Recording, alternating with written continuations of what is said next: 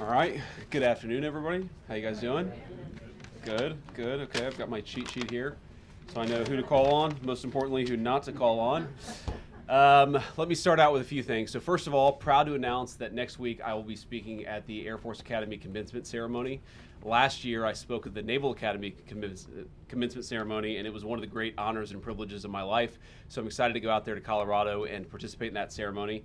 The second thing is I want to highlight a little bit some of the work that we've been doing, the great work our team has been doing on the anti-fraud task force, where we have caught just in the last couple of months billions upon billions of dollars of fraud in our hospice system, in our Medicaid system, in our Medicare system, in our immigration system. We've seen hundreds of millions of dollars of fraudulent loans that were being handed out through the Small Business Administration that we've identified and stopped.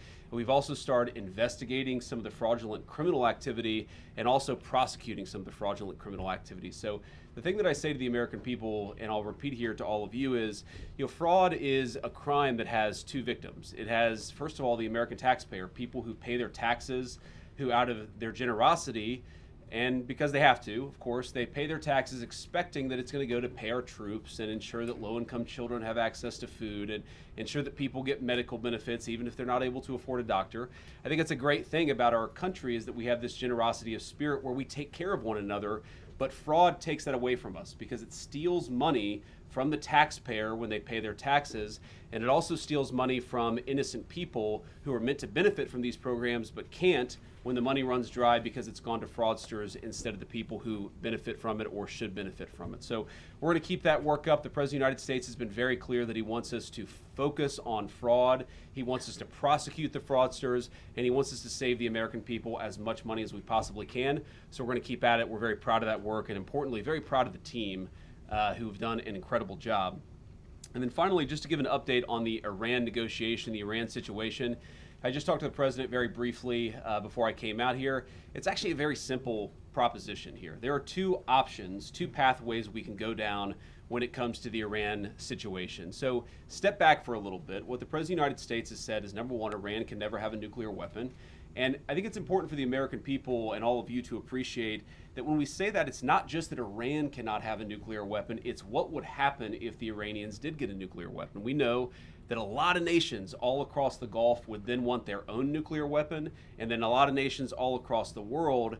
And what has been a very effective bright spot of American foreign policy really for the last 20 or so years would disappear overnight. If you have every country in the world scrambling to try to get a nuclear weapon, it would make us all much less safe. And Iran would really be the first domino and what would set off a nuclear arms race all over the world. That's very, very bad for the safety of our country. As the father of 3 young kids, I don't want them to inherit a world where 20 additional regimes, half of them very dangerous and very sympathetic to terrorists, have nuclear weapons. We want to keep the number of countries that have nuclear weapons small, and that's why Iran cannot have a nuclear weapon, on top of all the other things that we might be worried about, that they themselves could use it, that they could use it in leverage and economic control or economic negotiations. We just don't want them to have a nuclear weapon. Now, what we did here is that we effectively degraded their conventional military capability. That has been done. That has been successfully done. You could always do a little bit more, but where we are now is the president has asked us, has told us to aggressively negotiate with the Iranians. Why did I go to Islamabad, Pakistan? Why did I spend, I think, probably 22 hours on a plane going there, 24 hours coming back, and then 21 hours on the ground negotiating with the Iranians? Is because we wanted to show a sign of good faith. The Vice President of the United States is willing to cut a deal so long as the Iranians are willing to meet us, again, on that core issue of never having a nuclear weapon. We think that we've made a lot of progress. We think the Iranians want to make a deal. The President of the United States has asked us to negotiate in good faith, and that's exactly what we've done. So we're in a pretty good spot here, but there's an option B. And the option B is that we could restart the military campaign to continue to prosecute the case, to continue to try to achieve America's objectives. And we could talk a little bit about what that looks like, but that's not what the president wants, and I don't think it's what the Iranians want either. We have an opportunity here, I think, to reset the relationship that has existed between Iran and the United States for 47 years. That's what the president has asked us to do, and that's what we're going to keep on working at. But it takes two to tango. We are not going to have a deal that allows the Iranians to have a nuclear weapon. So as the president just told me, we're locked and loaded. We don't want to go down that pathway, but the president is willing and able to go down that pathway if we have to. So with that, I will say thank you all. It's cool to be here. I'm going to give a shout out, of course, to the person I am replacing today, Carolyn Levitt, who hopefully is at home enjoying some time with her beautiful kids. I told Carolyn I would stand in for her today for the White House press briefing on the condition that when Usha has our baby in July, that she would be vice president for a couple weeks. So, thank you guys. And I actually want to start first with Nick from Breitbart. Nick, it's good to see you. Good to see you, Mr. Vice President. Thank you. Today we saw the president endorse Ken Paxton over John Cornyn in the Texas Senate race. Do you think that sends a message going forward for the next cycle to senators, considering running for re-election, or any MAGA-aligned potential candidates that are considering challenging them? Well, I'd say a couple things, Nick. First of all, I think the president's very gratified by the response that he's heard from the base and from a lot of voters, I think, who are passionate about Ken Paxton. We think Ken Paxton is going to be a great senator for the people of Texas, but most importantly, a great United States senator who can work on solving the problems that all of us confront as a country together. I've known John Cornyn for a long time, but unfortunately, when it really counted, Ken Paxton was there for the country, was there for the president, and that's why he ultimately earned the president's endorsement. He thinks he's going to be a better senator, thinks he's going to make a better candidate, and so I do think it sends a message, but really not just the endorsement, but one of the things the president has done very effectively, going back 10 years in his leadership of the Republican Party and the country as President of the United States, is he said, I want people who fight for the good.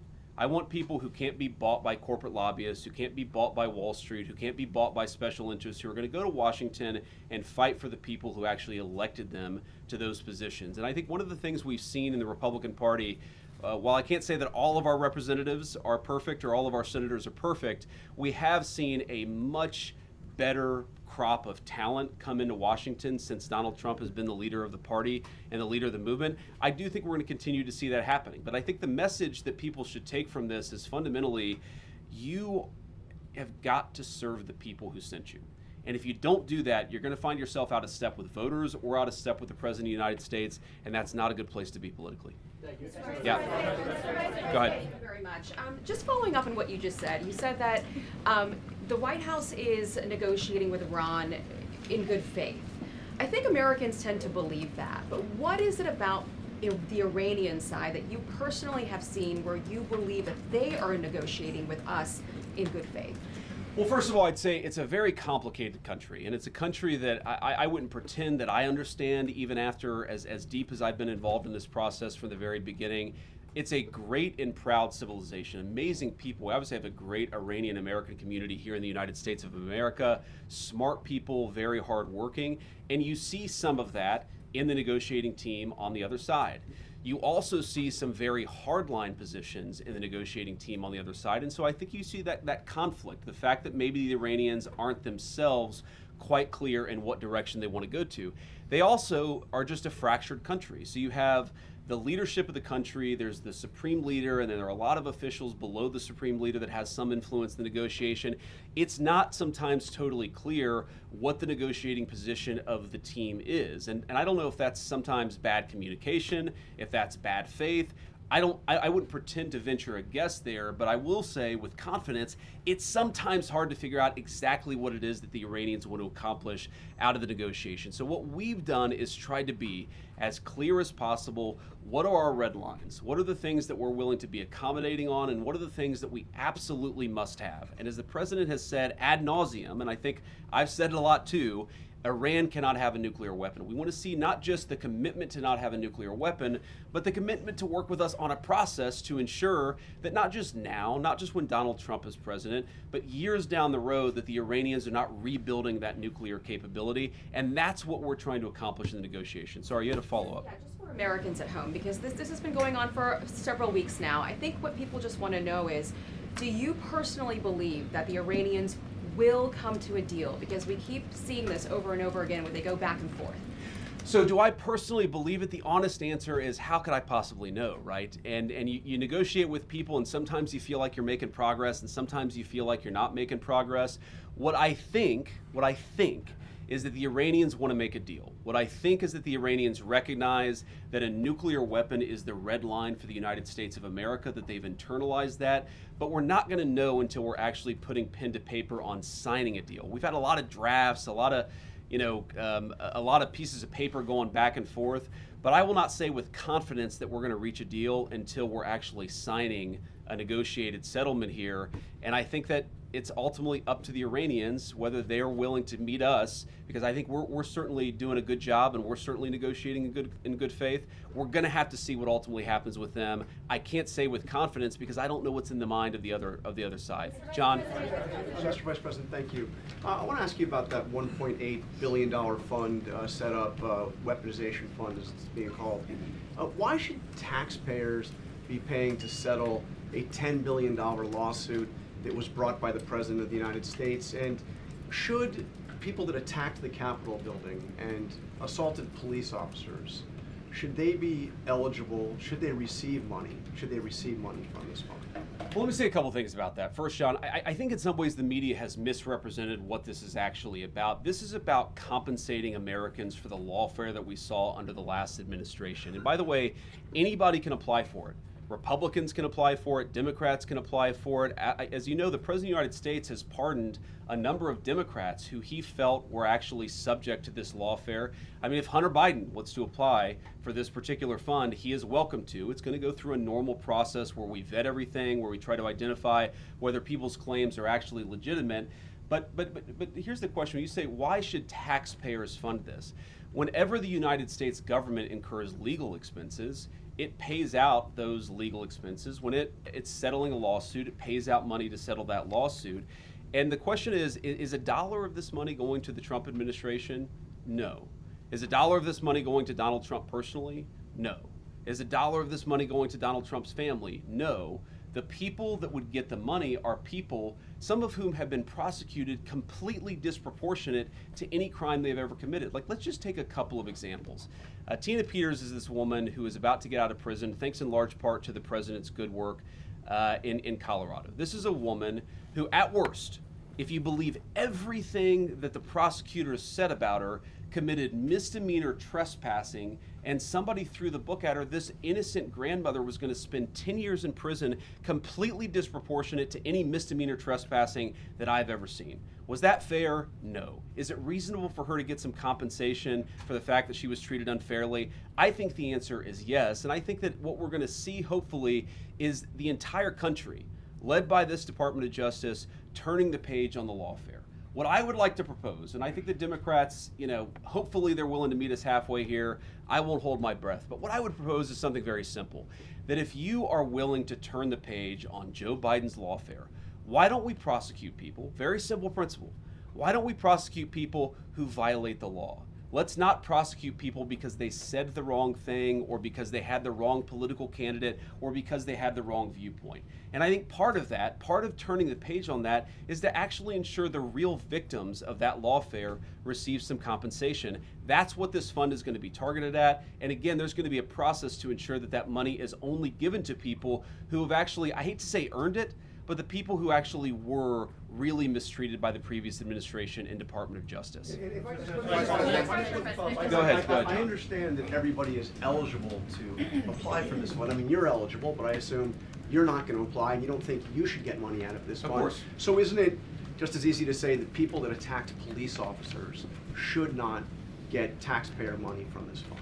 Well, look, John, we're not trying to give money to anybody who attacked a police officer. We're trying to give money, not give money, we're trying to compensate people where the book was thrown at them, they were mistreated by the legal system. Sometimes, we do have, John, in this country, innocent until proven guilty.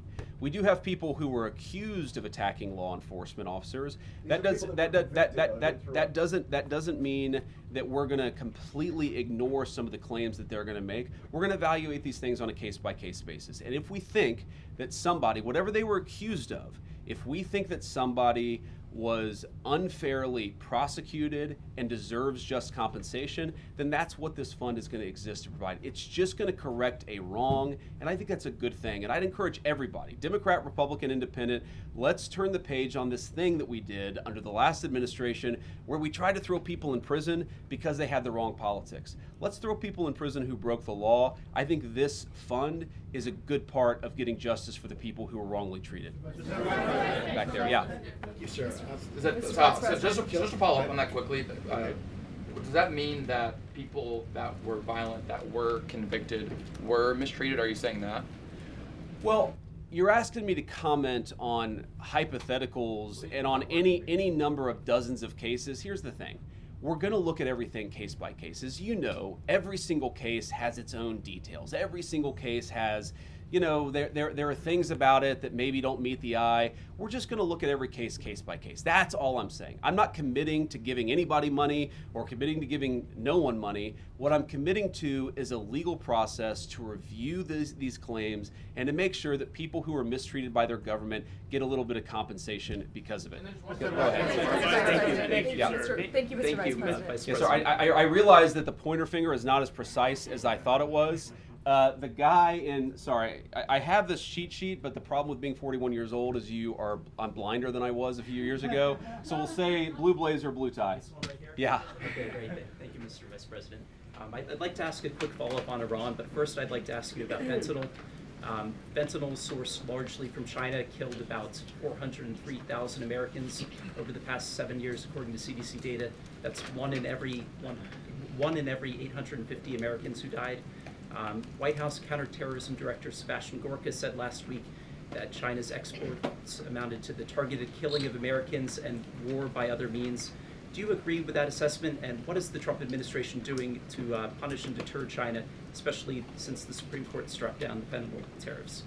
So go ahead and ask the second question, because I'll try to take each question and then I'll try to answer them and then we'll go on. And if you ask two questions, I can only guarantee that I'll answer one. In fact, I'm a politician. Maybe I won't even answer the one that you asked. But I will try at least to answer one question. Okay, well, I'd love to hear the fentanyl response too, if not today, sometime. Go ahead. On Iran, is Russia taking possession of the enriched uranium in Iran a plausible end to the war? And if not, why not? So first, on the Russia taking possession of the enriched uranium, look, these things are being discussed through negotiation. That is not currently our plan. That has never been our plan. I've seen some reporting on that. I don't know where it comes from, but the president's going to continue to negotiate a deal. So that is not currently the plan of the United States government. The Iranians have not raised it. My sense is that's not something the Iranians would be particularly excited about, and I know the president isn't particularly excited about it either, but who knows? I'm not going to make pre-commitments in a negotiation on any particular topic. On the question of fentanyl, a lot of people have died from fentanyl, absolutely. A lot of it has come from mainland China. We're certainly aware of that. But here's what I'll say. First of all, we've made incredible strides under Donald Trump's leadership to cut down on fentanyl deaths. If you look at the number of people who died in 2026, it's going to be lower than the number who died in 2025, which is way lower than the number who died in 2024. This is one of the things that I think all Americans, we should be celebrating, and I'm certainly proud of the president's leadership for making this possible. We ran, if you remember, in November of 2024 on a very simple idea, that a lot of fentanyl came from East Asia, it was smuggled into Central and South America, and then the cartels would bring it into our country, and a lot of our people would get poisoned and killed because of it. We said if you got control of the southern border, we would see a substantial reduction in the number of people who died from fentanyl overdoses in the United States of America, and that is exactly what's happened. Now, yes, the president has raised this with President Xi any number of times. I know it came up during the meeting that they had in China just last week, but it's come up in any number of phone calls, and our sense is that President Xi has been willing to work with us on this, and obviously we want to continue to ensure that the Chinese work with us as much as possible because we don't want our people to be poisoned. So we'll keep working on that issue with the Chinese. There's been, I think, a big amount of progress that's been made, but of course we can make a lot more progress, and we're certainly going to be committed to doing exactly that. Right. Yeah. White jacket, sorry. Oh, hey, yeah, Natalie with Washington. Natalie, thank you. Yeah, thank you, Mr. Vice President. Does the government need to create a new mandatory review process for new AI models, given the concerns about Mythos? And secondly, in a few days, Pope Leo is going to release his encyclical on artificial intelligence.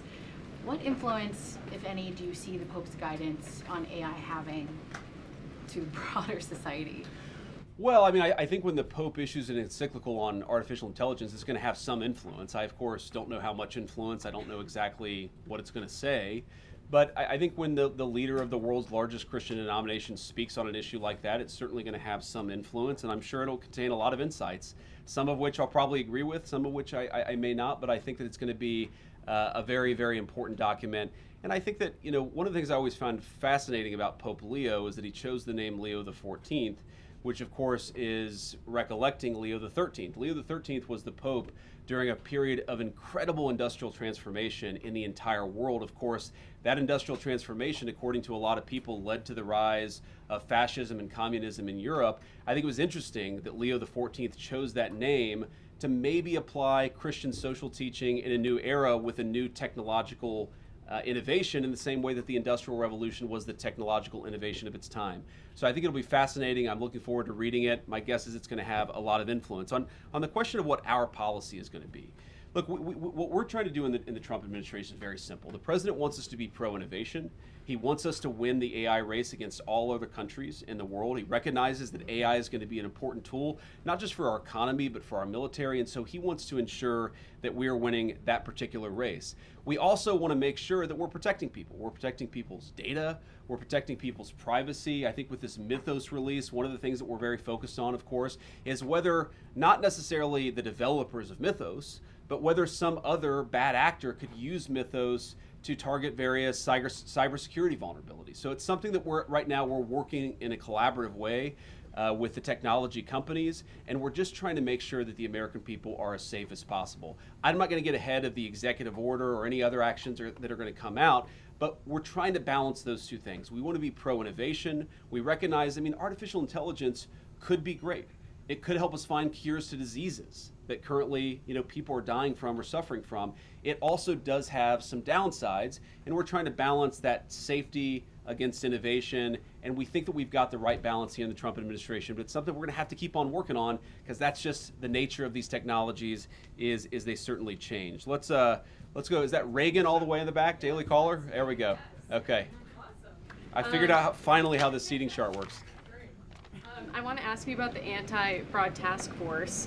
You previously mentioned that Ilhan Omar seemed to have committed immigration fraud.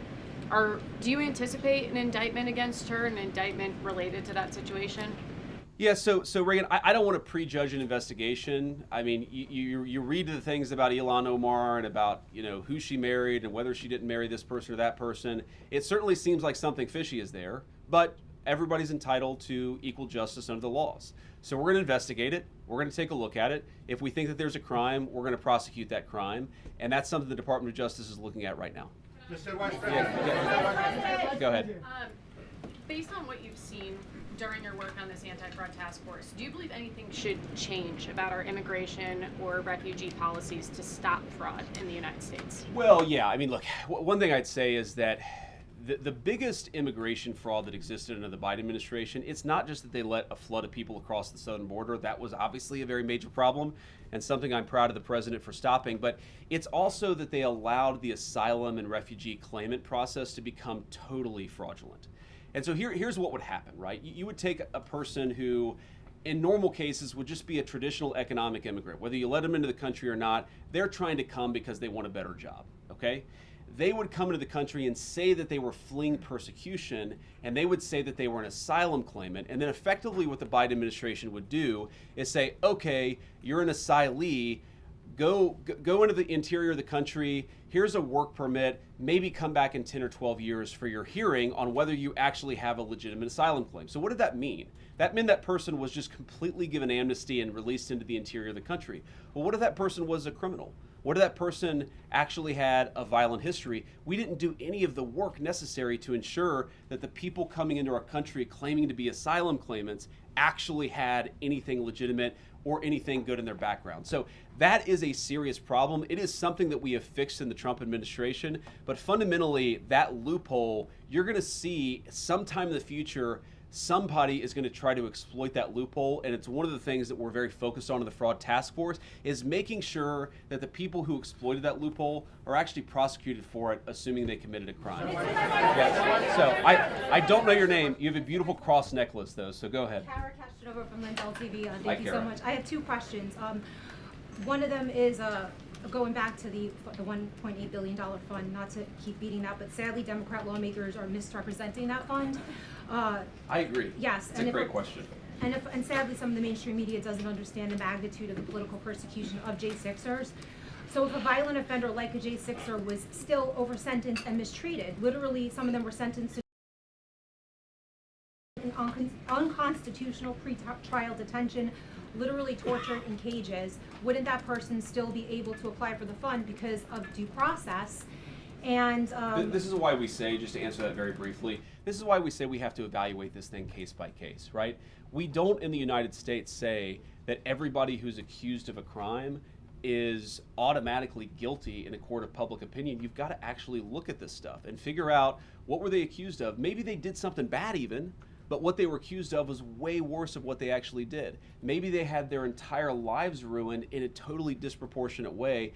That's fundamentally illegitimate and political.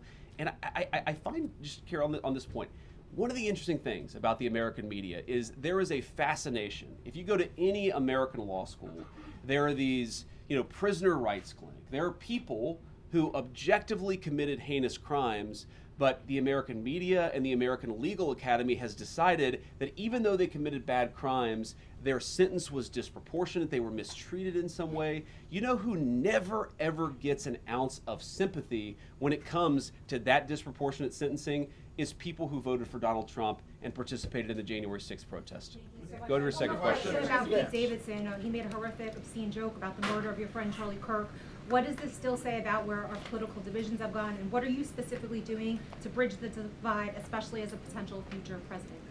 Well, sorry, who was it that said something? Pete Davidson made a really obscene joke about Charlie Kirk. So what are you doing as a potential future candidate or president to bridge the divide? Well, first of all, I'm not a potential future candidate. I'm a vice president, and I really like my job, and I'm going to try to do as good of a job as I can. But let me just say this. So you talked about Pete Davidson, who said something bad about Charlie Kirk. Look, Charlie was a very, very dear friend, but more importantly than that, Charlie was a father of two beautiful kids, and he did not deserve to have all of those moments with his kids, all of those moments with his beautiful wife taken from him in the way that happened. I would expect everybody with a heart or a conscience would say whatever we agreed or disagreed with about his particular viewpoints, this is a tragedy, and it's totally unacceptable that it happens in the United States of America. To their credit, a lot of the reporters in this room, even though I don't agree with their politics, they were open about the fact that what happened to Charlie was disgusting and it shouldn't happen in a civilized country. You talk about bridging the divide. I mean, one thing that happened that hits, not quite literally close to home, but there was a very terrible shooting that happened today at a Muslim community center. It seems like 3 people are dead, plus the shooters. And, that community center is actually very close to this restaurant that Usha and I go to every time we visit. Her family lives in San Diego. She was born and raised in San Diego. Every time we go to San Diego, we go to this restaurant that is like maybe a 5-minute drive from this community center. And I found out about it actually on my way to the White House this morning, and I texted her, I said, would you have known anybody who was like involved in this? And she said, absolutely, I would have known some people, or at least their parents, who might have actually used the services at this community center. I don't know a single person who would say anything other than what I'm about to say, which is that type of violence in the United States of America is reprehensible, and I encourage every single American to pray for everybody who was involved and affected by it. We don't want that to happen in our country, and may God rest the souls of the people who lost their lives.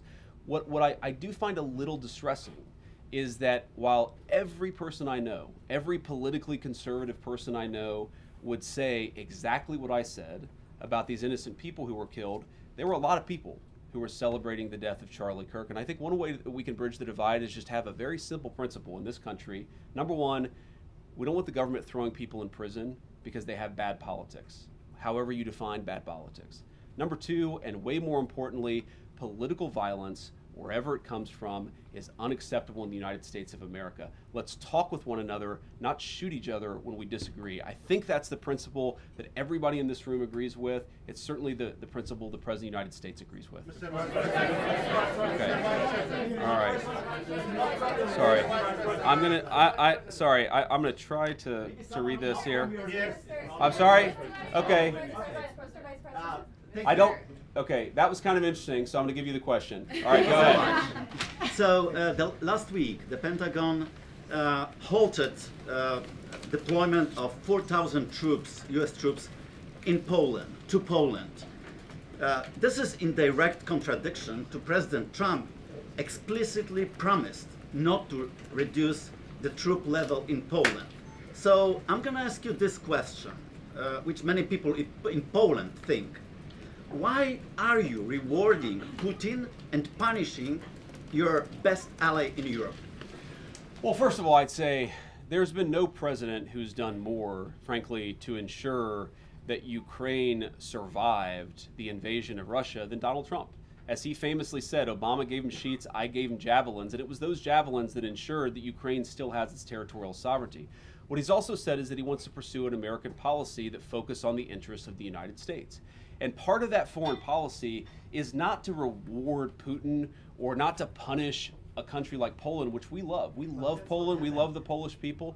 No. What we're trying to do, what our foreign policy is geared towards, is promoting European independence and sovereignty. We want Europe to take more ownership over its own territorial integrity. We want Europe to step up in a big way. Now, I think you said 4,000 troops. We've not reduced the troop levels in Poland by 4,000 troops. What we did is that we delayed a troop deployment that was going to go to Poland. That's not a reduction. That's just a standard delay in rotation that sometimes happens in these situations. But here's the fundamental problem. Poland is capable of defending itself with a lot of support from the United States. We're not talking about pulling every single American troop out of Europe. We're talking about shifting some resources around in a way that maximizes American security. I don't think that's bad for Europe. That's encouraging Europe to take more ownership. The United States cannot be the policeman of the world. We want to be good allies. We want to make sure that our troop presence promotes regional stability in Europe.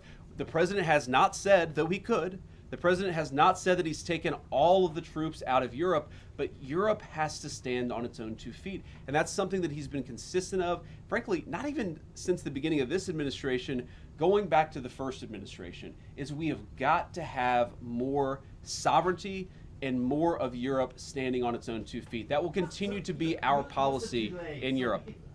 Those troops will go eventually to Poland? What I said is that is it a delay in troop rotation? Those troops could go elsewhere in Europe. We could decide to send them elsewhere. We actually haven't made the final determination about where those troops are ultimately going to go. But what I'm saying is it is not accurate to say that we are pulling a bunch of troops out. It is a very small and very minor thing. And I think, frankly, a lot of the European media, again, is overreacting to this a bit. And here's one thing I'll say about this. Look, I have, for my entire life, I'm 41 years old. For my entire life, I have heard chirping from the European media about everything that's wrong with the United States of America. We don't have this, we don't have that. We don't spend enough on health care, even though part of the reason why we spend so much on defense was because we have tens of thousands of troops in Europe. I think that if the European media wants to attack the President of the United States, they need to start looking in the mirror. All he has said is that we're going to be good allies, we're going to be good friends, we're going to be trading partners, but it is reasonable for Europe to take a little bit more ownership over its continental integrity. Vice President, I have a question on the war, but just to follow up, you previously told me that anyone who assaulted a police officer on January 6th should go to prison. So why not rule out giving them taxpayer-funded money? Well, Caitlin, what I said is we're going to look at everything case by case. But why not rule it out? Because, Caitlin, there are people who I don't know their individual circumstances, and I don't rule things out categorically when I know nothing about a person's individual circumstances. Let's say a person is accused, let's say hypothetically, a person is accused of doing something that they never actually did, that they got a kangaroo court, that they had a judge who mistreated them. I think that we should look at those things case by case. We're not making commitments to give anybody money. We're just making commitments to look at things case by case.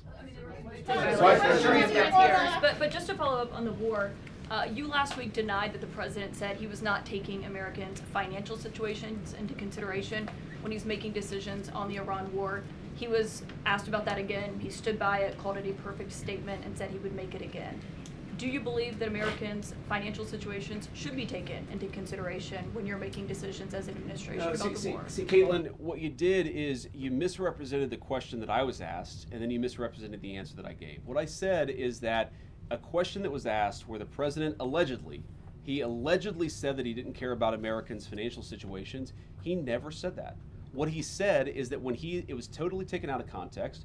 What he said is that when he is negotiating with the Iranians, he's focused on the national security objectives that he's trying to achieve. Of course, the president has a mandate to be focused on a number of things. And I guarantee you, every single day, I have conversations with him about it. Every single day, he's worried about his fellow Americans. He wants them to be prosperous. He wants them to thrive. He wants them to have good jobs. That's why we've done the things and taken the steps that we've taken in order to create record job growth, in order to create record wage growth, in order to induce trillions of dollars of new investment into our country. That's because he cares about that stuff.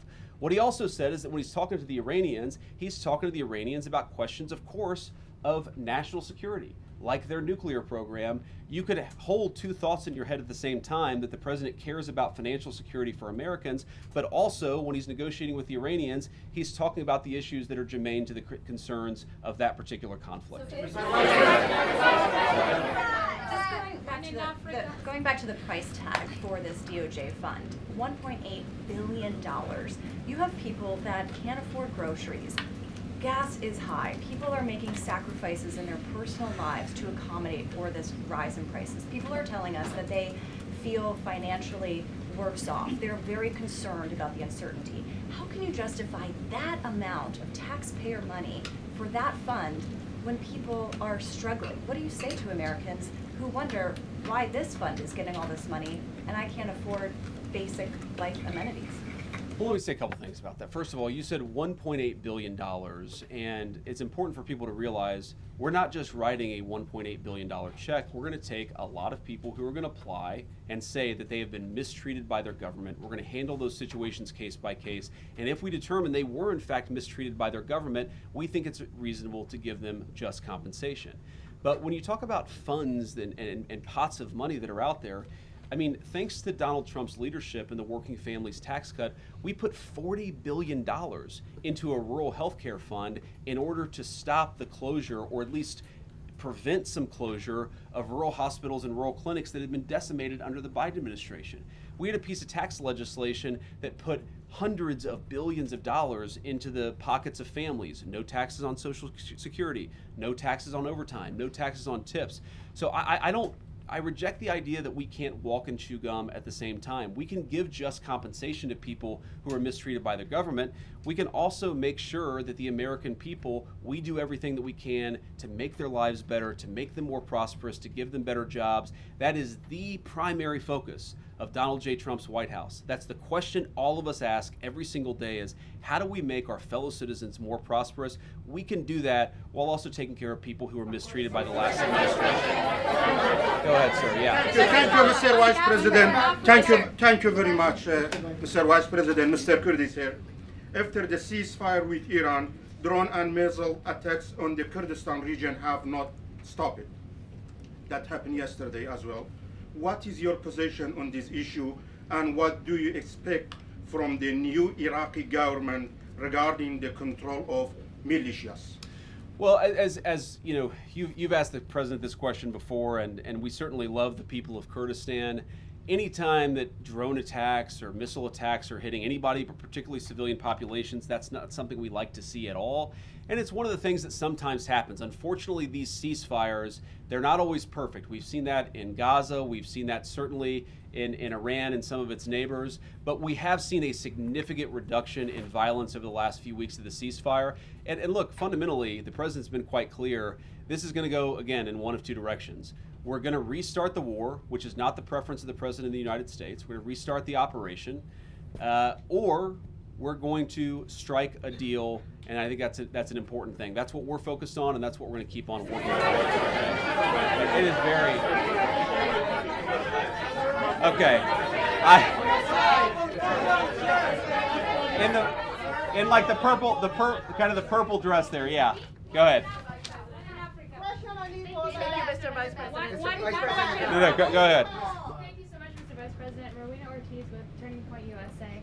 There has been an uptick in religious violence across the country. What's your message to protect people across all faiths in America? I appreciate that question. Obviously, Turning Points would know a lot about this issue. As we talked about earlier, you guys have been the subject of a fair amount of violence yourself. I guess what I would say is the principle of religious violence is particularly disgusting, especially in the United States of America. And as a devout Christian, I would say it's one of the most anti-Christian things and anti-American things that you could do.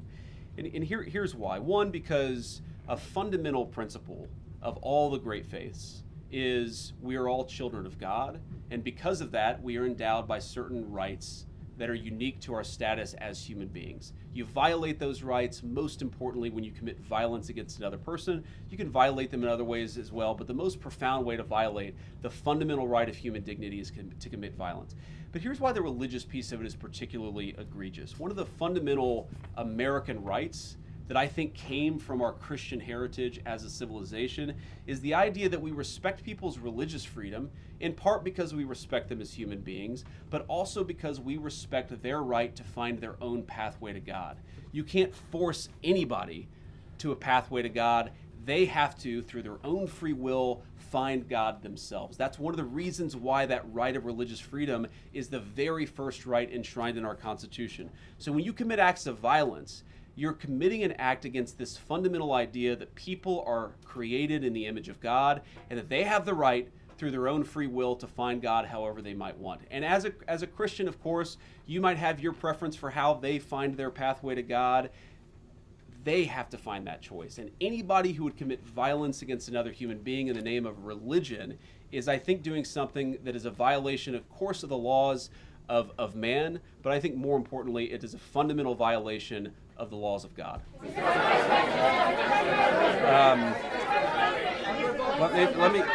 Let me go with. Okay, Garrett, you have your hand up. Garrett, that's right. That's right. Yeah. Okay. Thank you, Mr. Vice President. Midterms are well underway. You've got voters going to the polls in 6 states today. You and the president ran on a platform that included no new wars, cutting gas prices, cutting inflation. What do you say to the people who are going to the polls today and who feel like those promises are unkept? Well, I'd say a few things. First of all, we've delivered great wins for the American people. We ran on delivering tax cuts to the American people, which we did, the largest tax cuts in American history. We ran on cutting taxes, particularly on people who were working on overtime, working on tips. We cut taxes for those Americans. We ran on the promise of bringing investment back into the United States of America, that rather than factory closures, we were going to have factories opening. And we've seen both construction jobs and manufacturing, but also manufacturing jobs have great rebounds under the Trump administration and under our leadership. We are very aware that because of what's going on in the Middle East, gas prices have gone up and a lot of Americans are struggling because of that. Our view is that it is a temporary increase. We're taking a number of steps to try to push back against it and try to ensure that Americans are paying as little at the pump as possible. But I feel quite confident after we've taken care of business in the Middle East, those prices are going to come down. And there have been a lot of prices, as you know, a lot of prices from rent to housing, where we still got a lot of work to do, but we do see some real progress made across the economy on pricing, but also on people's jobs. Okay. I have John. I'm going to call on John. I'm just going to start calling John Rosh. Yes. Great to see you. Thank you. Great to see you too. Thank you. So Trump initially said that the war would last 6 weeks. We are now, it's been going on for 11 weeks and 3 days. What's your message to the American people as to why it's gone on so long and it hasn't ended yet?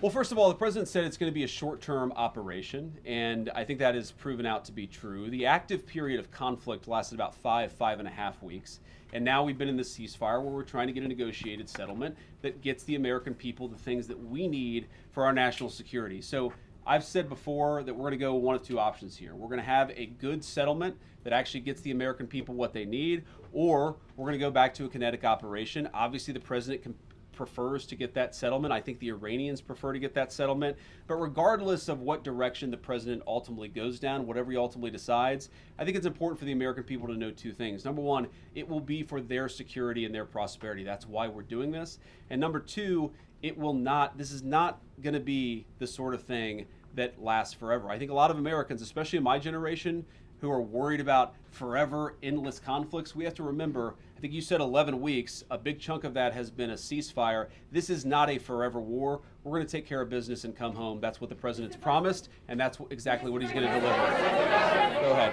Yes.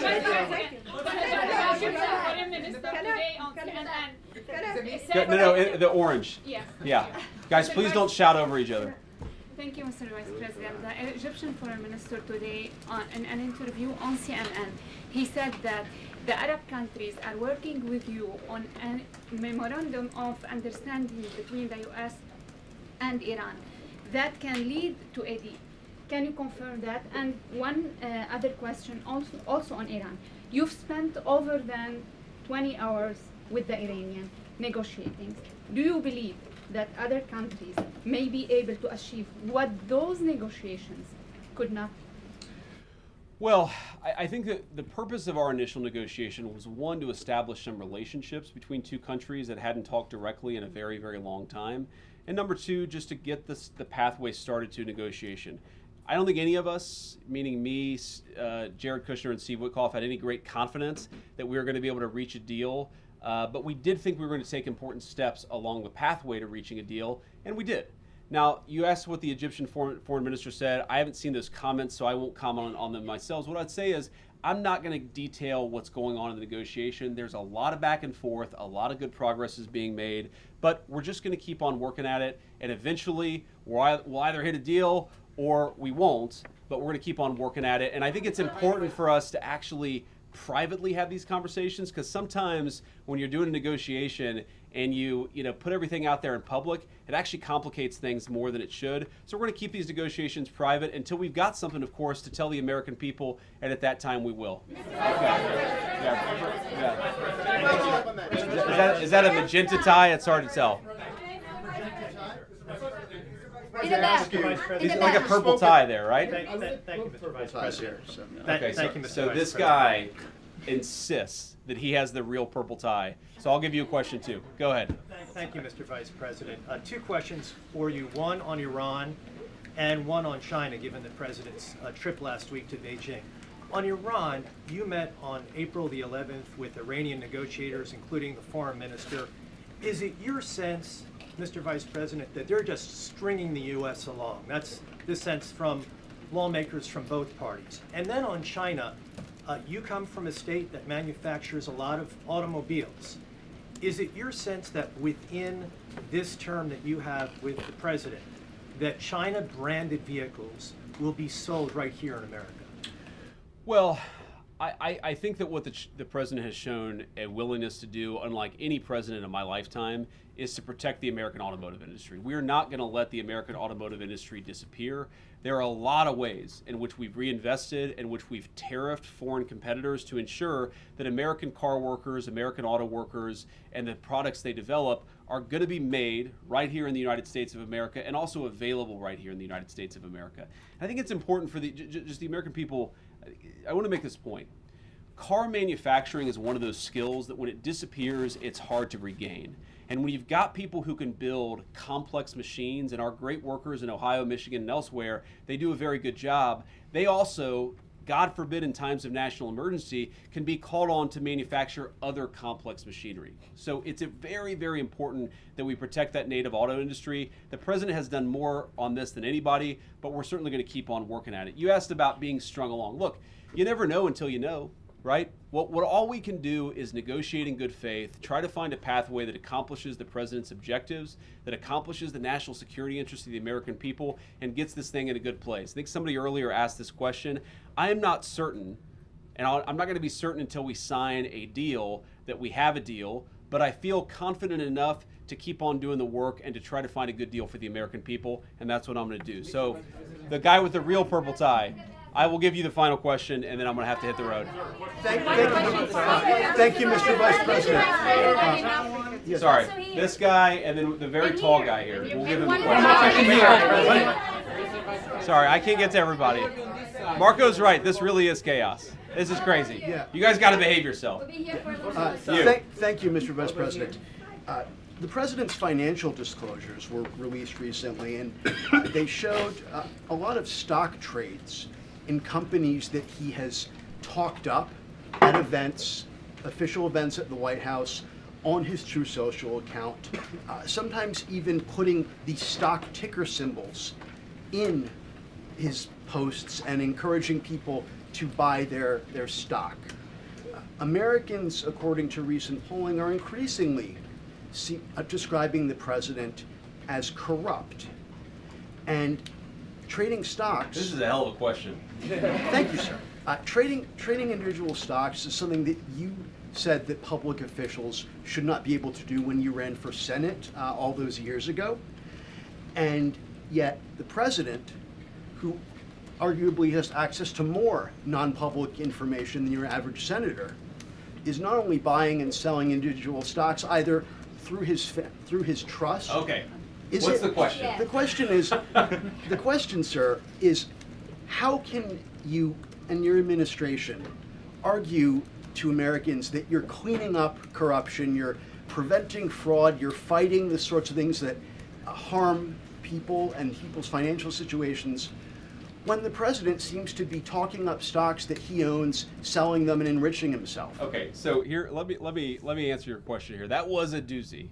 Before I answer your question, I want to just observe there are different ways to ask a question. Okay, you could just ask a question, try to get your answer, or you could do like a speech where you say, you know, Mr. Vice President, you're a terrible human being, and so is the president, and so is the entire cabinet, and then I'm like, what's your question? And then your question is, how dare you? Come on, man. Have a little bit of objectivity in the way that you ask these questions, because there were a lot of things in that speech masquerading as a question that didn't actually get asked, okay? Number one, the president doesn't sit at the Oval Office on his computer on his like Robinhood account buying and selling stocks. That's absurd. He has independent wealth advisors who manage his money. He is a wealthy person. He has had success in business. He's not making these stock trades himself. And your question imputes that. It doesn't say it exactly, but a reasonable person listening to that question would assume the president is sitting around and doing that. He's not. Second of all, you're right. I am a big fan of banning members of Congress from trading stocks. So is the President of the United States. All of us believe that nobody should be taking proprietary information gained from public service and buying and selling stocks. We want to ban that process, and I think the way to lead by example is banning that process, banning that approach, and making it illegal, which is exactly what the president has proposed doing. Okay. Yes. Sir, Jordan Conrad, Gateway Pundit. I'll try to make this short. There was, you might have seen this, there was a massive United Kingdom rally in London just last weekend. They were protesting mass illegal immigration and the replacement of British culture. What message do you think this should send to globalist European leaders and to leaders here? And also, I wanted to ask about several House members are revamping this push to pass it's called the Dignity Act, but it's really just an amnesty bill giving work visas and allowing millions of illegals in countries. That's something the White House wants to see stopped in the House. Well, number one, I don't like giving amnesty to anybody. Number two, since you asked about Great Britain and the United Kingdom rally, one of the great ironies of this job is that for the past couple of years, you see these protests break out all over the country, and sometimes, they're fairly well attended, and sometimes they're very poorly attended. Everybody holds these signs saying "No Kings," right? And how many Democratic lawmakers have I seen holding up signs that say "No Kings"? They are very, very insistent that we not have kings. And then King Charles comes to the congressional chamber, and these guys break out in rapturous applause. So maybe they don't care so much about kings as they pretend that they do. Maybe they just don't like the agenda that we're implementing that's actually making American workers and American families safe and prosperous again. But to answer your question about this immigration issue, look, One of the problems that we have in all of Western societies is that we have a lot of people who have decided, Wall Street bankers, corporate lobbyists, and government officials, that what the United States and what the West need is more and more cheap labor. What we believe in this White House is what we need more and more of is high wages for American workers and investing in our own people. What you see all over the West, and it's kind of crazy, is this idea that the way to generate prosperity is to bring in millions and millions of unvetted people and drop them into your neighborhoods, and we simply reject that idea. So to everybody in the UK who rejects that idea, I'd encourage them to just keep on going. It's okay to want to defend your culture. It's okay to want to live in a safe neighborhood. It's okay to want your job to go to yourself and your neighbors and not to a stranger who you don't even know. It is reasonable for the people in Western societies to want to control who comes into their country and who doesn't. A lot of people, frankly, a lot of people in the media have tried to persuade all of those people that it's somehow racist to want to protect your borders, even though very often the very people who are most affected by low-wage immigration are lower-income Black and Hispanic Americans right here in the United States of America, and I guarantee that's true in the UK. So we believe in making America great again. You can't do that unless you protect your borders. I'd encourage our friends in the UK to follow the same path. Thank you all. Good to see you.